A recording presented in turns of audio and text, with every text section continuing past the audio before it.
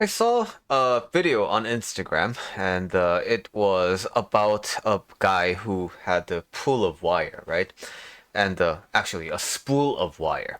And the wife was calling the husband in and like, hey, you've been out here for such a long time. What are you doing outside? Why don't you come on in? And then the guy was like, well, I was just looking at this, spool of wire, and when I bought it, it was this big, and I bought it like 10 years ago, and then I'm left with just a few loops of this wire. It's like my entire life had gone away. And so basically the guy was being vulnerable in front of his wife, right? And reflecting upon his, existential crisis and things like that.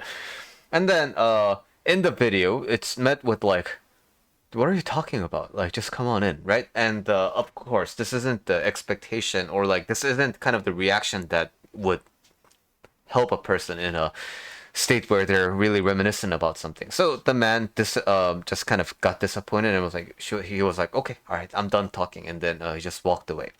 So this is sort of similar to this question at hand: how to stop wanting people to witness your adventures via social media. Um, because ultimately, it's nice to feel witnessed, right? It's nice to feel heard, and in fact, even when I don't really coach anybody, right? Uh, I hop on a call and then they talk a lot, and then I just by listening, the clients feel oftentimes very relieved feeling wise just by the ability to express themselves without any kind of judgment, and then they feel heard at the same time. They feel witnessed. So it's a powerful thing, and it is good. I won't deny that it's a good thing, right? But if I have a personal pizza to myself and there's nobody to see me having a really great time eating pizza, I'd still have a good time, right? And let's forget me for a second. If you had really good food at home for leftovers, or you had Uber Eats and it was really good, and there was nobody to, see the food would still be good, right? So we have to separate the good that comes from the experiences that we have and the good that we get from validation, witnessing, and, feeling heard. So the thing is, with our experiences, the good things that come into me and the meaningful experiences that we have on the internal world, that doesn't really rely on anybody being like, wow, you must have had a really good time, right? Regardless of what other people may think, you had a good time when you think you've had a good time, when you've had a good time, when you've experienced a good time. And now, the validation piece, the witnessing piece. Of course, it's nice when you have it.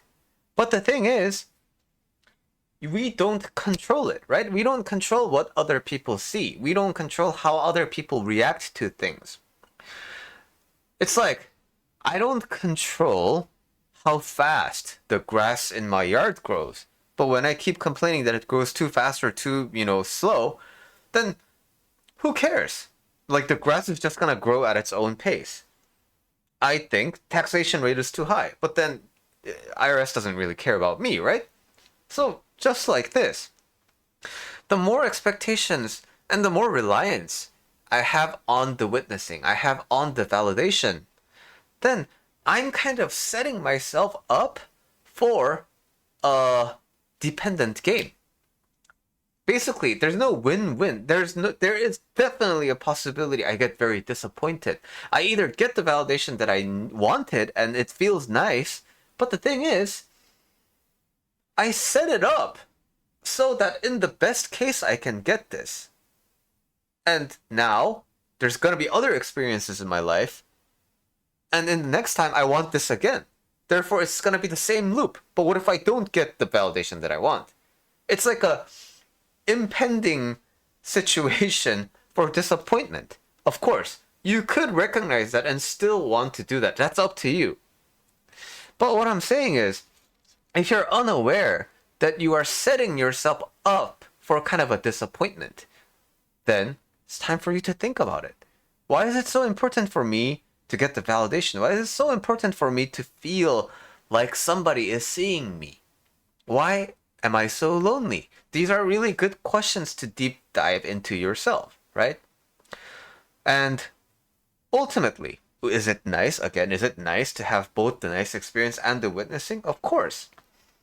But if we rely on other people to have a good time in our life, then we make our life dependent on other people, which isn't really taking ownership of our life, which then it makes sense that our happiness isn't up to us, it's up to other people. And I don't think that is a complete way of being happy in your life.